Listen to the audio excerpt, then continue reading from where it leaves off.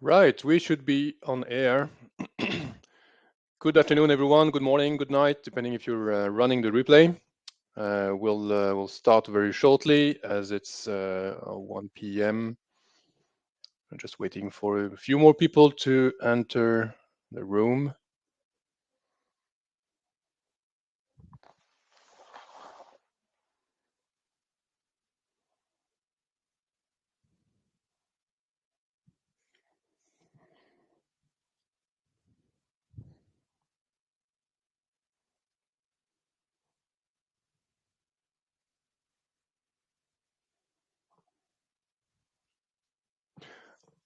Right, 1 minute passed. Let's go for it.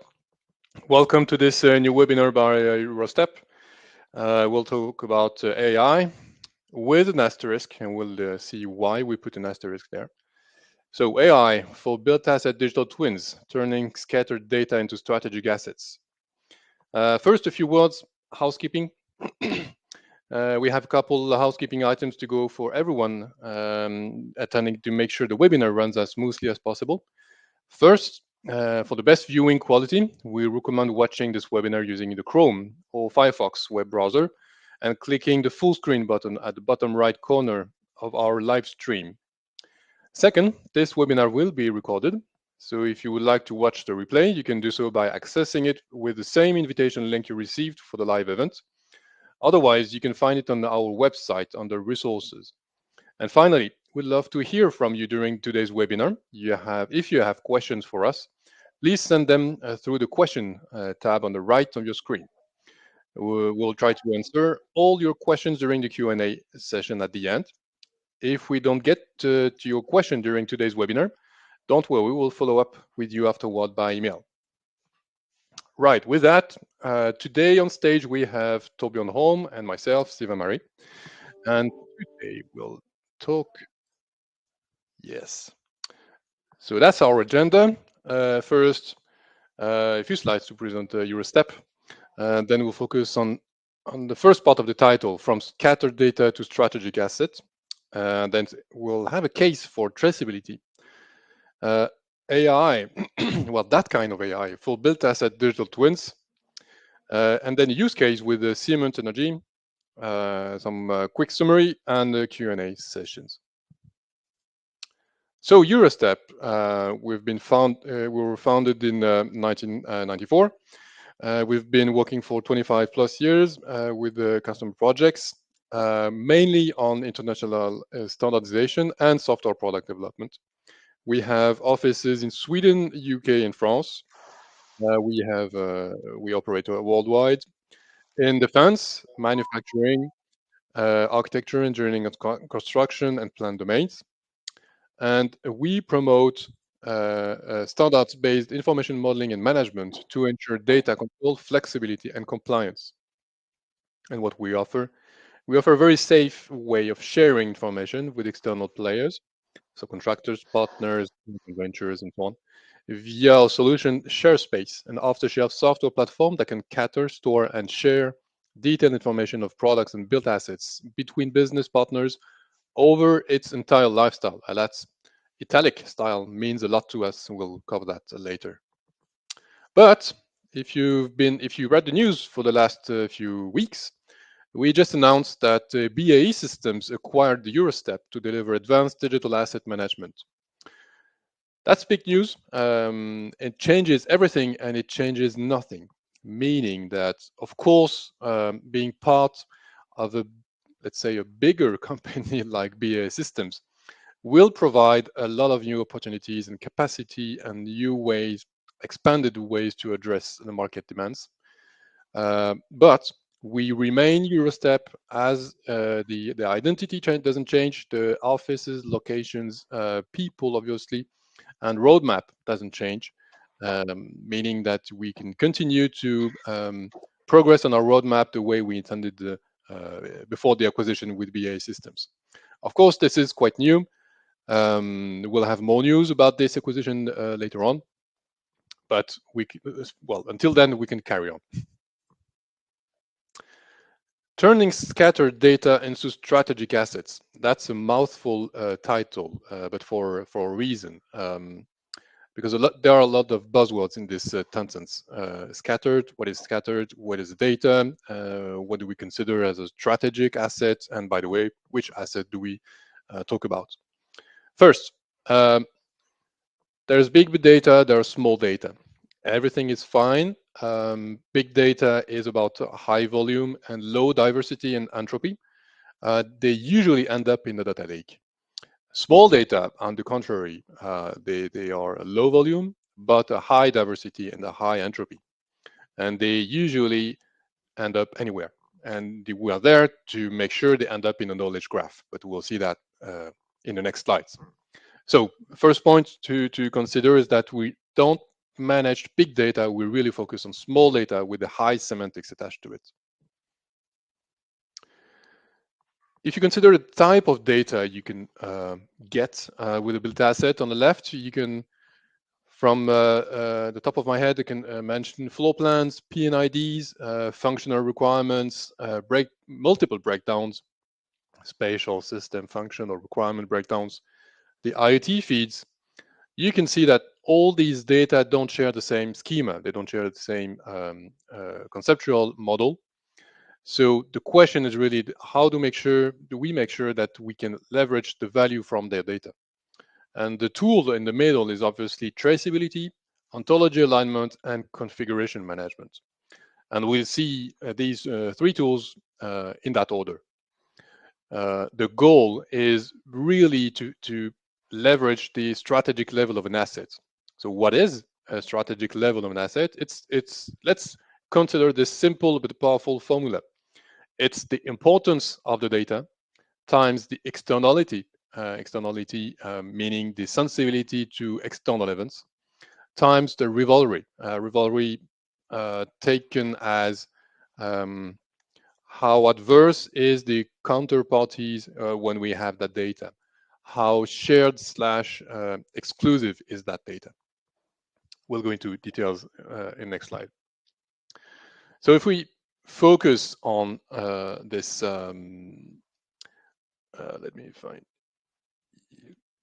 If we focus on this formula, importance, let's define importance as what happens, what is the operational cost if the data is not available or is temporarily unavailable. If nothing happens, then the data has no value. If the company goes bankrupt, then there is a high value.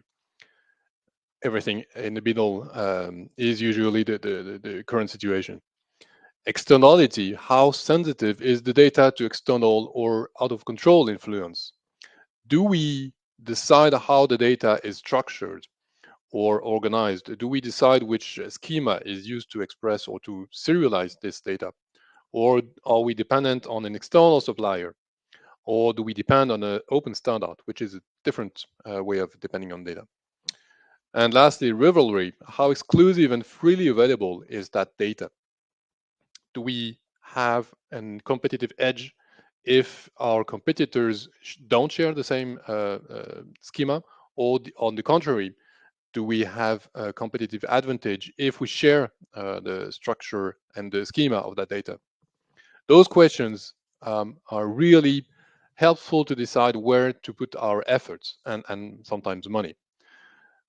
We could be tempted to think that we should maximize the rivalry, meaning that every time we have the exclusivity of one data, we're sure that no one else can use it, the better, because the formula tells us the strategic level will go up. Well, of course, it's a trap because we are in a world where we have to collaborate and we cannot be alone on the market. Extended enterprise is everywhere, so we have to share the structure of the data. So instead of limiting the spread of the data schema, we'd rather use open standards to make sure that the data is available to everyone in order not to have to invest to recreate the standard in-house for that data schema. For the externality, that's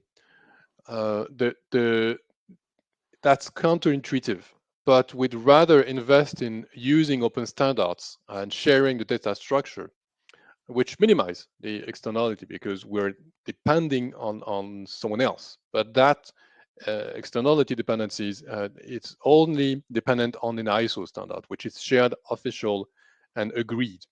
So that lowers the strategic level, but it's necessary to be able to communicate with other parties. And of course, how do we make sure that we get the highest value from the importance?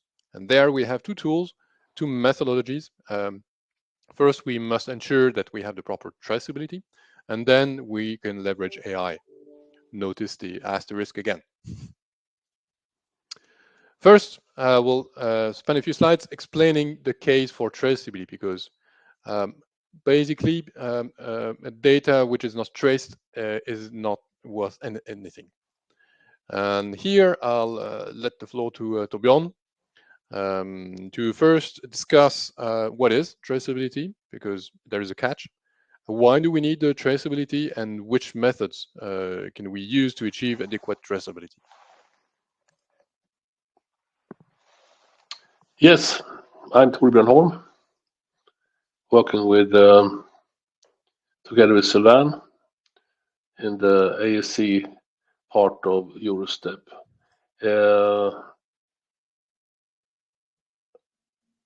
Asset management, we need support for traceability in many different ways.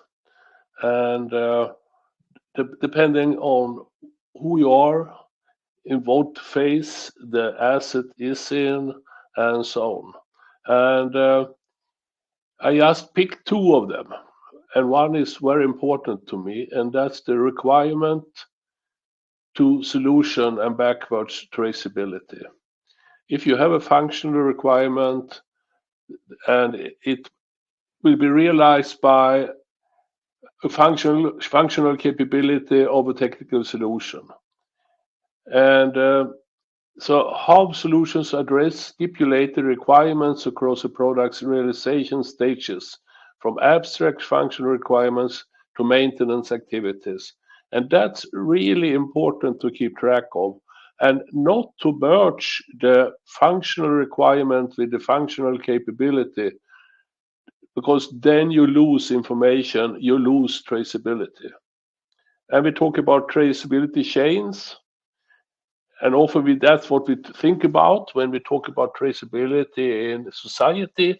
They mostly think about material traceability. They know in what mine this was brought up to the earth, and how this material was processed through the life cycle until it ended up in something, and what batch it was delivered in to our factory and so on. And that means how traceability to trace where does this come from, this material. Of course, that's very important. But the large investment in this, in many cases, is in the idea process, the idea traceability. Why was this function realized with this kind of capability delivered by this kind of system solution? And that's very important. And no one is not really investing in that, but that's the base for a learning organization, to know why did we take that decision at a certain time, long time ago. Next, please.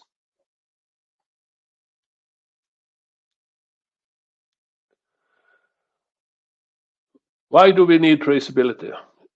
We need it to maintain product asset information quality. We need to have traceability to be able to prove compliance with society rules and regulations. We need to be able to trace to reduce risk, and also, of course, also operational efficiency. If we already have developed one thing for this solution for something, then we should be able to know that and reuse that and not do it all over again. Traceability addresses risk of negative outcomes, maximize productivity, improves the analysis of change impact. That's very important. So we could understand what will happen if we change this, or why did this happen? Was it because it was a production problem or a design problem, or did we use the product outside borders of its requirements? Makes visible the result of verification and validation activities, and that's also very important. Function requirements can, for example, be related to test cases, product failures, change requests, and that's one kind of traceability that we need to maintain. Management of historical decisions regarding the design, development of the product assets, including studies regarding alternative solution proposals. Most of the industries today, they scrap solutions that was not decided to be used. But there's a lot of interesting information in these alternative solutions that we need to be able to trace to. And the basis for selection of on comments on non-selected alternatives. It could be that the technology has a new level of functionality now, and we could go for a better solution that was not used at the stage when the solution was defined. Next, please. This is a picture from a system evaluation, and I think we can go to the next one.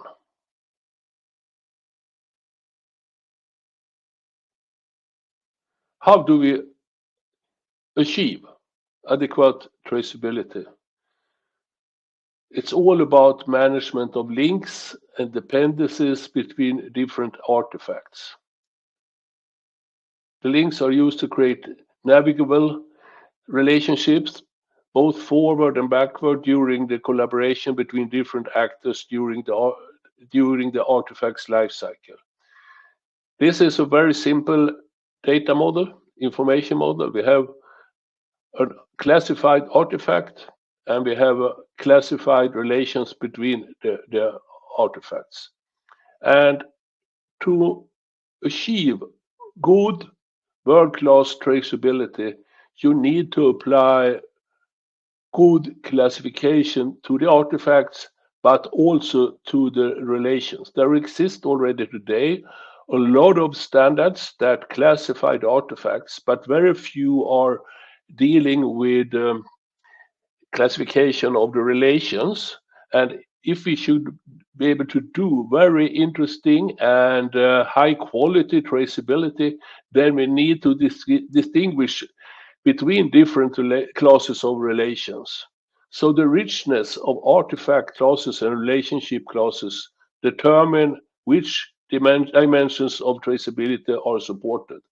If you are just looking for one of these traceability dimensions, perhaps it's enough with a few relationship classes. But if you like to be able to draw conclusions from the experiences of a product in the product life cycle, then you need to have a rich set of relation classes. And that's really what I'm trying to convey here. It's all about classification of artifacts and relations. Next, please.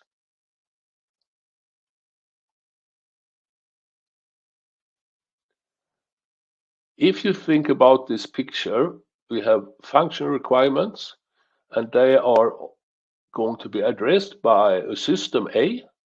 That system A have some functional capabilities, which should at least meet the functional requirements. But on the other hand, depending on the technology of the system A, it creates function requirements on the next level in the system breakdown. And they must be met by functional capabilities of the interacting components in the system B, system C, and D. And you can then, depending on who you are and what you are interested in, you could say, if you already have decided the technology in system A, you could say that you could break down one of these functional requirements, skip the functional capabilities, and just say functional requirement on top level is on broken down into functional requirements on the next level. But if you have several or many different concepts for system A, that's not doable then, because then how you will break down the top level function requirements into lower level function requirements is dependent on which system A technology you are using.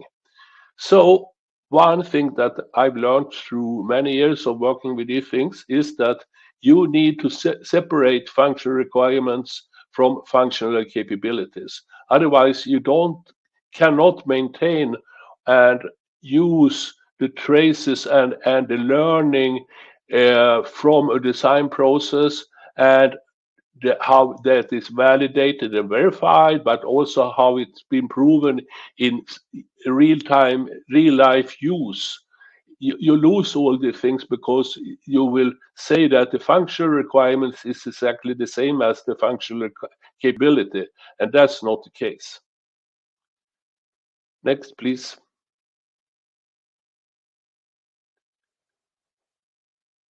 There is a European standard called 17632-1, and it talks about different dimensions in the systems engineering. It says that one dimension in systems engineering is the planned to realized axis.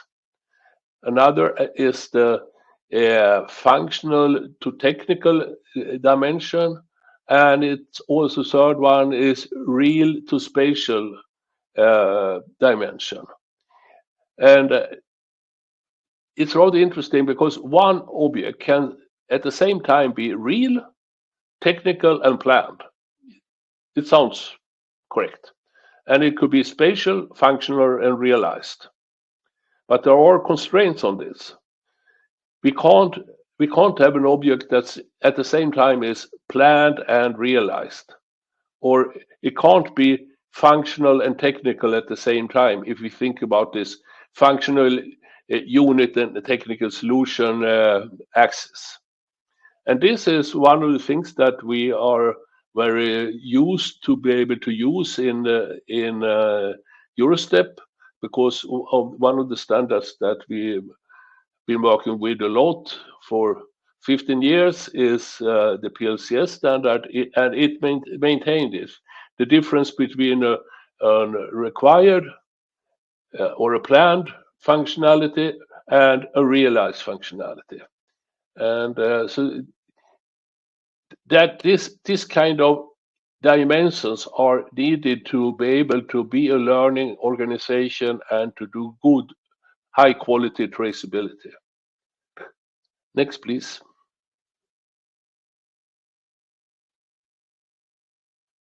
When we talk about asset management, we need to think about that we are dealing with three different things.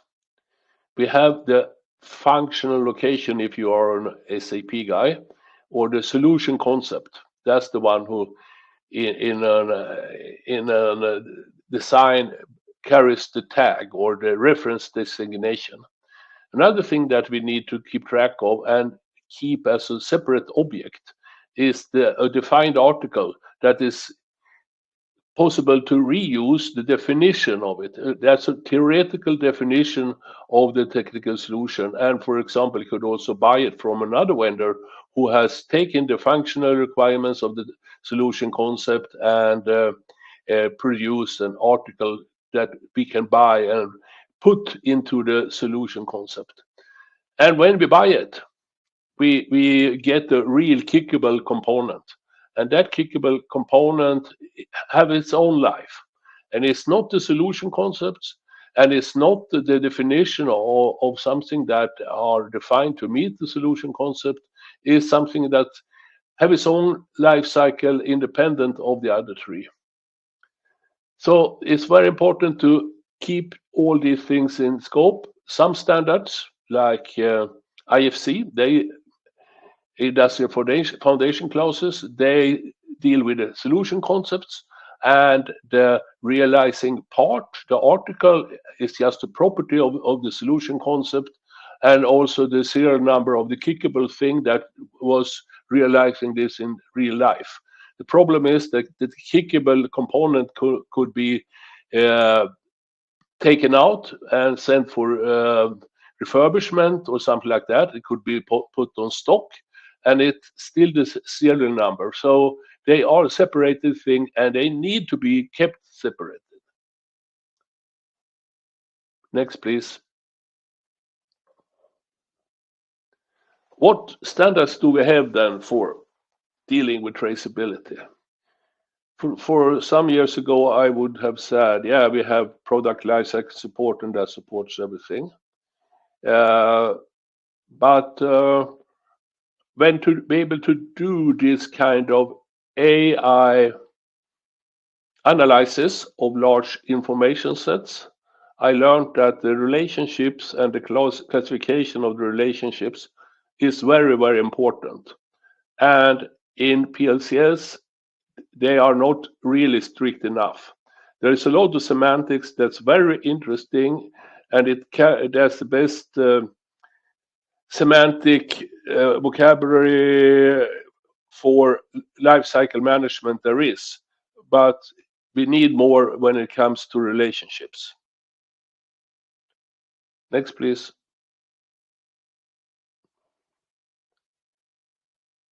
One very important standard, especially in offshore and process plant and so on, is the reference data library of ISO 15926-4, and it carries a lot of semantics for components, for classes, but not for relations. And together with a thing called CIFOS, which is an extension or an add-on to 15926-4, CIFOS also define what kind of properties you need to have for each kind of class in the reference data library, which is missing in the 15926-4. They are really good for defining the semantics of the classes. In some way, it's a little bit overloaded with things that are not really fitting together when it comes to the breakdown of the classes. But for real industrial use, this is really what the best there is when it comes to classification of components or classes. Okay, next.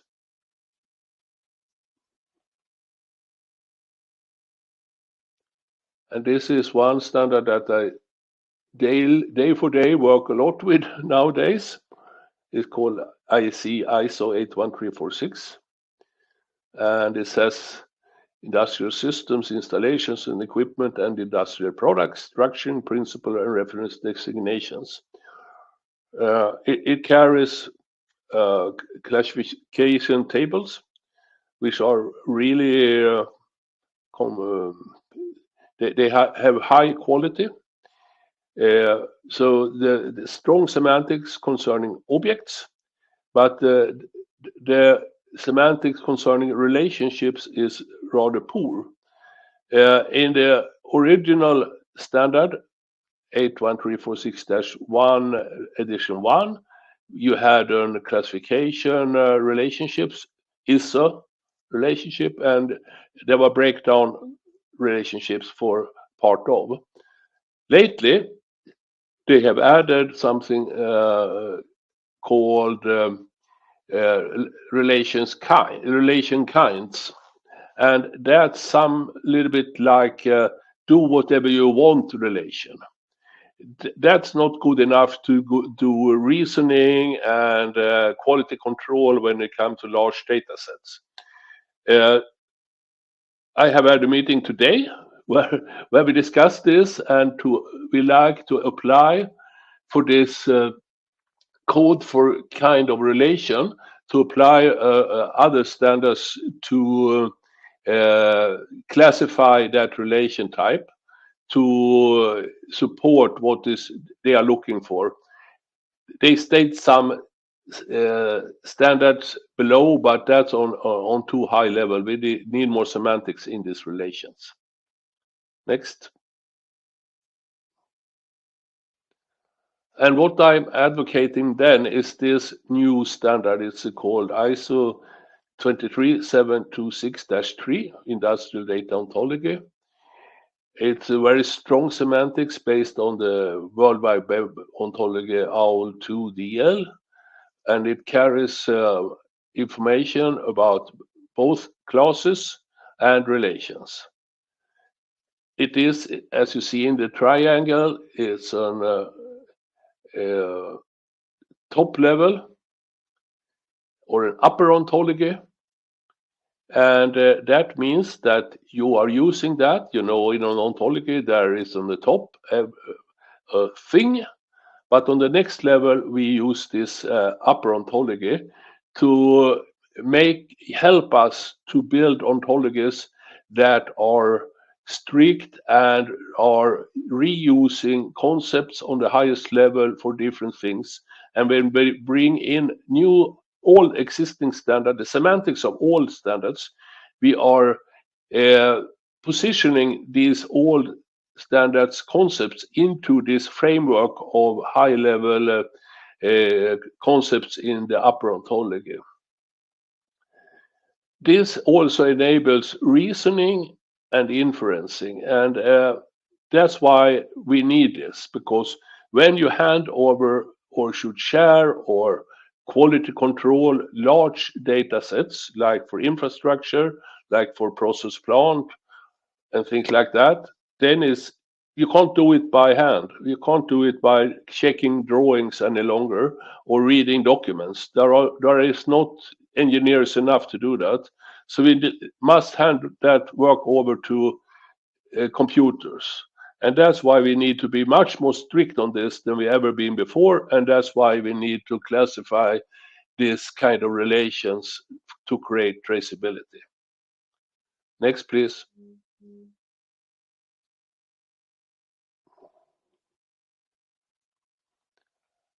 I already talked about learning organization.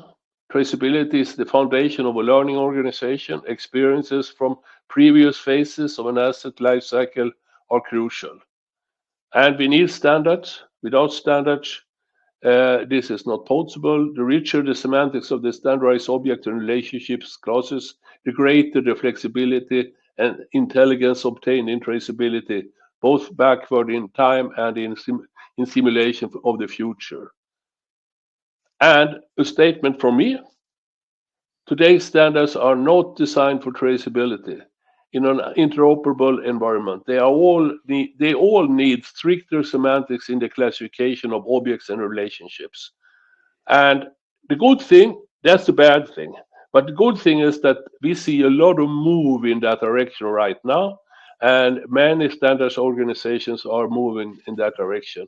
So if you have some time, look for Industrial Data Ontology IDO.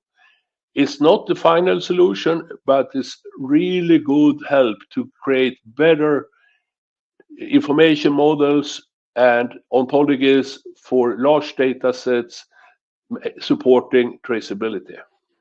And you'll see some links to look for also there. Thank you. Thank you, Torbjörn.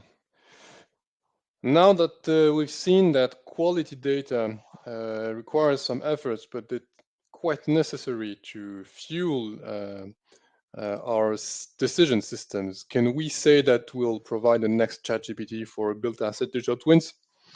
It's the time to explain why we put an asterisk here after AI.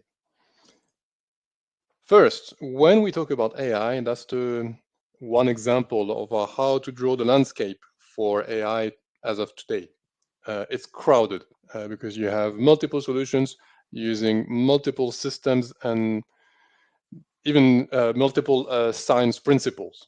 Today, we'll focus on these three areas: knowledge engineering, expert systems, and rule-based artificial intelligence, which means we will not focus on statistical artificial intelligence, because we don't want to have statements like this equipment needs to be replaced at 80% of confidence level. We really would like to leverage explainable AI or actionable AI. So that's the first reason why we put an asterisk. Another way of seeing the different ways of organizing the AI machines, it's to look at how the knowledge is organized, or see how the data management is done. Let's consider three main domains: knowledge graphs, search engines, and large language models. Representation is crisp with knowledge graph because it leverages first and second order logic. It's mixed with search engine, and it's latent with large language models. Latent is both good and bad because it can be surprisingly insightful, but also surprisingly wrong with all the hallucinations problems. Correctness is kind of same way, high with knowledge graphs, mixed with other solutions. Freshness is mostly fresh for knowledge graph because it requires human in the loop to model data models.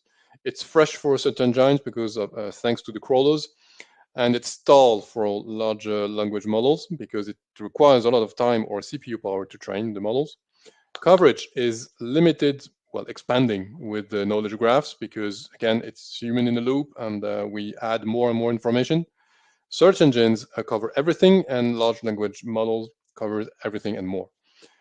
Cost by query is really low for the knowledge graphs, also lowish for search engines, and it's very high for larger LLMs. And provenance is tangible for knowledge graph and search engines, and is intangible for LLMs.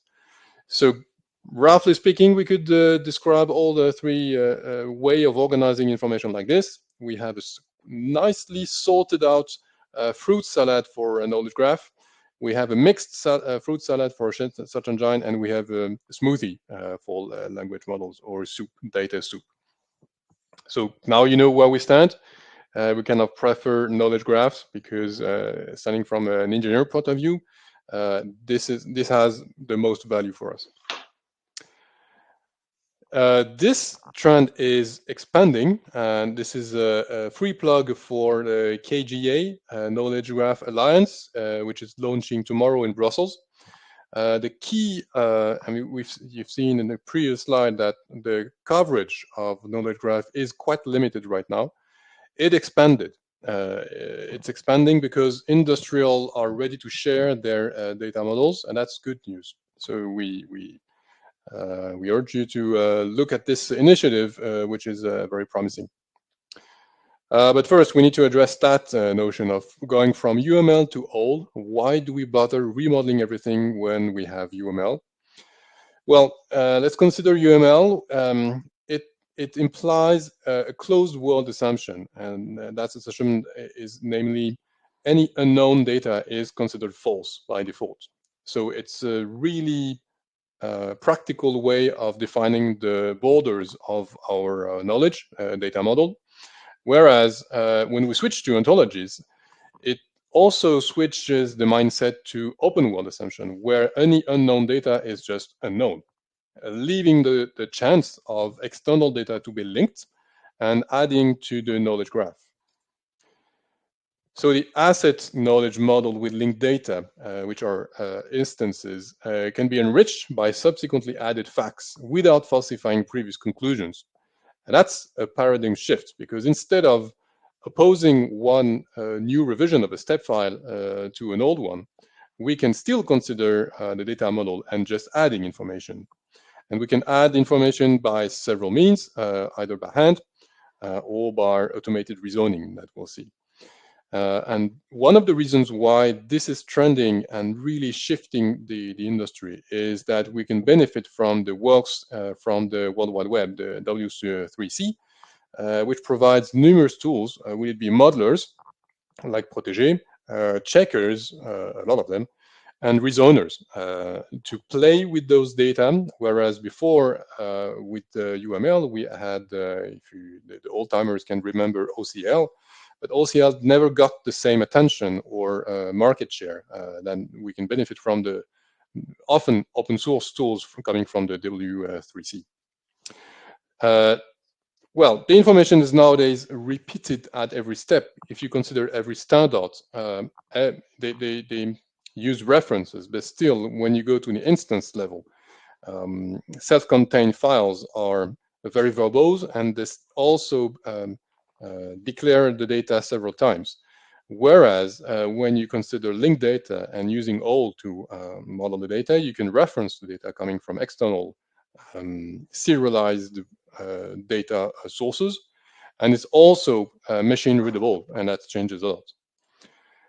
Torbjörn mentioned IDO, standardized object model classes. It's a really interesting initiative to share generic common data classes. It's an Ampere ontology. It's not meant to model very precise and specific concepts. It's a rather meant to be some kind of umbrella on top of the other ontologies. And it's very practical for alignments, because you can align more easily with upper ontologies than you can align directly to specific ontologies. So that's an example. We go quickly through it of the classes, and that's an example of the relationships defined in IDO. AI star, the AI, the way we see it, automated rezoning, provides automated compliance checking with SHACL standing for Shapes Constraint Language. You can consider it as the new OCL. It's a language used to describe RDF, Resource Description Framework, written in RDF. Really simple. If you consider this example, on the left you have the RDF definition, and the right box defines, no, sorry, on the right you have the instances, and on the left you have the rule to make sure the email complies. 3 cases, and 2 of them fail because first name was used, but it meant it was specified that the name of the property has to be named, and here a string has been used for the email, whereas here it states that RII must be specified. So it's a quick way for machines to either complement, because of course RDF can create other RDF facts, or check or make sure the incoming information model is compliant. Kind of constraints, you can run constraints on nodes, on properties, on inverse properties, general constraints. It's very flexible, and it's a powerful language for compliance checking. It's much more versatile and easy to use than if you wanted to run a compliance check on a UML program. Automated rezoning is possible to test the model integrity, to create new facts from inference, meaning that you can have input facts, you have rules, and you have output facts, which can which can be considered as other input facts later on. And it also enables cyber-physical system automation. Here is an example with the relationships. And here is an example with the old rezoner to make sure that any new fact added to the ontology doesn't render the ontology inconsistent automatically. And lastly, the cyber-physical automation is the next step, and there is an ongoing research program we're taking part of, Eclipse Arrowhead, but it's building on top of the previous ones. If you consider STEP for the CAD ontology, the PLC programming standard, and also the OPC UA standard. Using the automated rezoning enables us to link the 3 levels using the 4th bullet, the Eclipse Arrowhead framework, and that's an example of the ongoing research on that. Now, if you apply this to a use case with the Siemens Energy, which happen to provide gas turbines, that's a way to represent the gas turbine. It's rather limited, That's another way to represent a gas turbine. It's more modern. It's fancy, but you can notice on lower left that a digital twin has three instances: performance, maintenance, and view, and that's only one of them.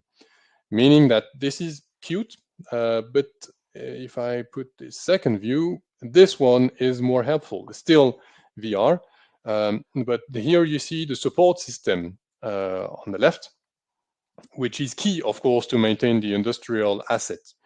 And you also notice the performance indicators, which can be not only defined on power output, temperature, and efficiency. Um, it depend on the CAD model, but it needs multiple data concepts to be able to build this digital model. So namely, if we start with, for the case of Siemens Energy, that was the initial UML program, or design, sorry. It's based on the standards Torbjörn mentioned. And it is being in the process of being remodeled using IDEO, so that new relationships can be leveraged, like the functional requirements and the physical assets are mentioned in the same data model. And that's the novelty of this way of managing data. You can mix and match different facets. You can reconcile the different silos on the same data model, and that will be the source of the data rezoning. The next steps are, well, first we create an O2 model based on the UML model, and then we use the IDEO, as you've seen. The next step is to link this to Cyphos. And first, we need to render Cyphos on an ontology, because it's not available, and there is an ongoing efforts to create the Cyphos/OL. And also, the goal of this project is to link this model to DexPy. And the same problem, DexPy is not yet available as an ontology, and it's an ongoing effort. Well, we are quite short on time if we want to take a few questions. For the key takeaways, now we can see that we can implement the semantics lifecycle, meaning that from an input ontology, namely IDEO, you can add input facts and rules, and thanks to the rezoner, you can create new facts with IDEO, even if you can browse or fetch information from the traced data repository. You can augment the information available thanks to the rules you use in the rezoner, and it creates a new revision. And that fact has a pure consequence, is that your data repository, which of course is a shared space, is a model-based lifecycle asset management, which means that the model itself is enriched by the new rules created by the rezoner. And it enables us to say that the change management is addressed. Torbjörn mentioned PLCS, which is supported by ShareSpace, is the foundation of ShareSpace. But now you can see you can enrich the data model in order to provide new revisions, and that extra data is taken into account and traced as well. And then if we add the OSLC connector, it opens the door to linking to other data models like requirement management, lifecycle assessment for a carbon footprint, and maintenance and operations. So it opens the door to the linkage to new data models, all traced because, well, thanks to the change management in ShareSpace. For the key takeaways, small data is beautiful. We strive not to focus every time on big data. We rather handle small data, numerous but small data. Explainable AI is actionable, so we focus on explainable AI. We don't focus on statistical AI, because we want to take action afterwards. We need to have decision-making tools, so we focus on explainable AI. Traceability has multiple dimensions, and that's key. I think Torbjörn showed clearly the point. Traceability is not only tracking different revisions. Traceability is about making sure that all domains are related. Functional requirements, maintenance, performance, and so on. Standards are necessary, They are existing, and we're working hard to create new standards, but they need to be machine readable. That's the whole smart standards initiative from ISO. But taken into action here, we make sure nowadays that the standards are human readable and machine readable. Automated rezoning enables model integrity and compliance checking. And that's the very reason why we leverage automated rezoning. That's a powerful tool, and it provides new services. Multidimensional traceability is the foundation for the digital thread, which leads to model-based lifecycle assessment. Because, as explained earlier, we now have an evolving model traced with configuration management, representing the asset for the asset management. And it scales. Siemens Energy manages gas turbines. It's not a small feat. They handled thousands of different parts, and this principle supports the load. It scales. One last slide. Next week is PDT Europe in Paris. November 15th and 16th, digital thread for heterogeneous extended enterprise reality. It might not be sold out yet, but hurry up. And the seats are limited. And that's it of the presentation. Torbjörn, did you have a chance to review the different questions? Yes, I have some questions. Okay. Can you hear me? Yes. What classifications are you using or considering for relationships? I think you showed the current object property set of relations in a slide there. So that's what we are considering right now. There may be other ontologies available. There is one called IOF, which is related to this BFO ontology. But we have a close cooperation for harmonization with this IOF standard.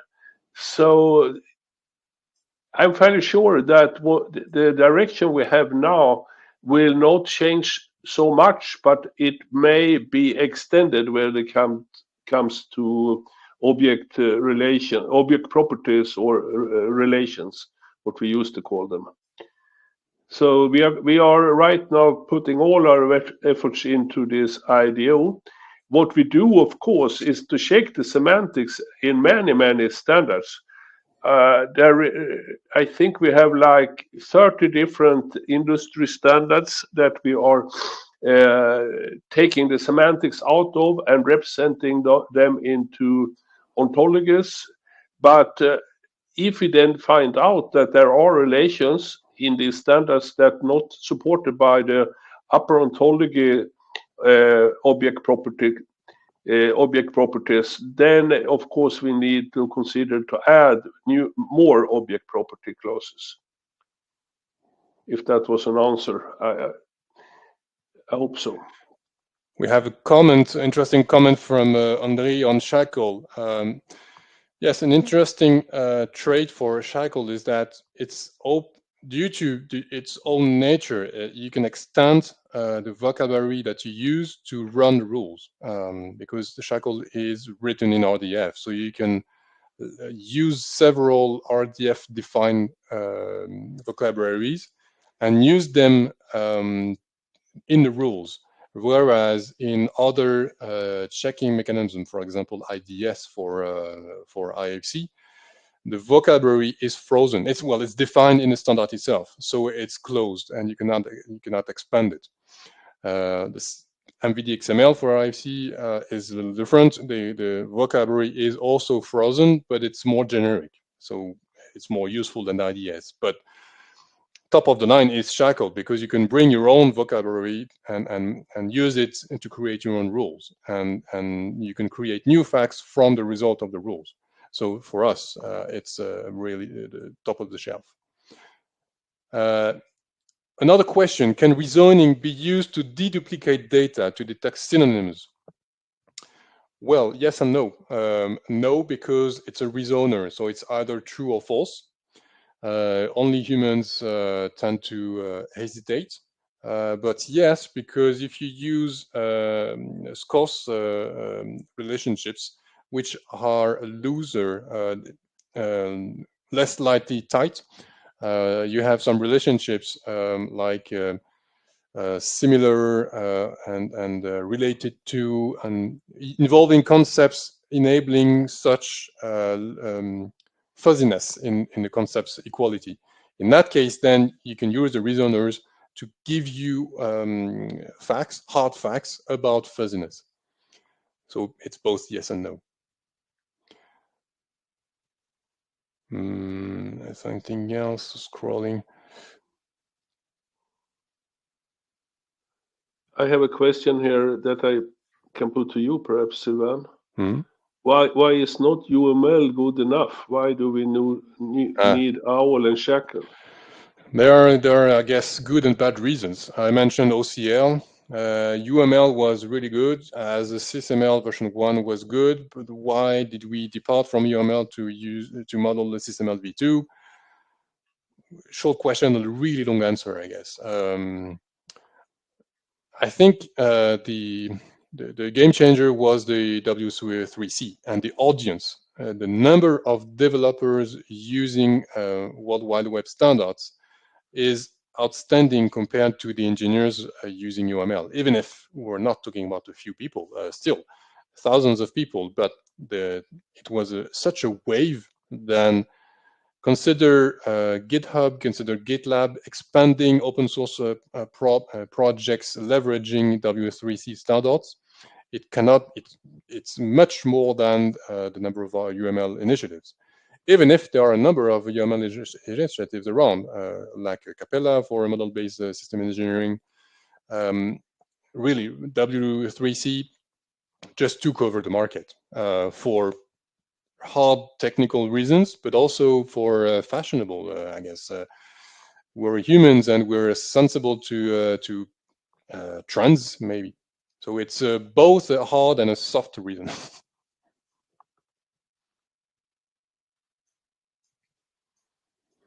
You want one more question, Yeah, Sylvain? do we have time for another? My company is planning to apply 81346. Is the rest what you talk about really needed? That's for you, that. No, it's for you. Well, you gave the answer a few slides ago. You really end up requiring richness in the semantics for the relationships. And that requires you to leverage several standards. So sticking to that standard only is good. But is it good enough? It depends on your goal. We've seen that getting the benefit from a digital twin is to be able to model its performance. If you really want to run an LCA or what if analysis or resilience analysis on your supply chain using only 81346, you will be limited. So we rather not, we don't reject 81346 at all, but we also leverage other standards. And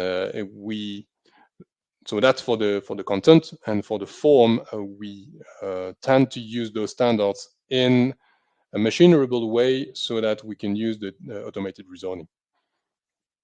So that would be my answer. What do you say, Torbjörn? I think the answer was totally in line with what I should have said. Very good. Thank you. All right, I think we are almost on time. If we didn't answer every question, so please follow up with us by email. We also will be providing the replay of this webinar very shortly, within the next days, I guess. We'll ask Nikolai for that. Thank you, everyone, for attending this webinar. Please follow up with more questions. You got our references, our emails, our website. Please reach out. It's been a pleasure. Let's continue the discussions with you and face-to-face in one-on-one, and possibly see you next week in Paris for PDT. Thank you very much. Bye. Thank you. Bye bye.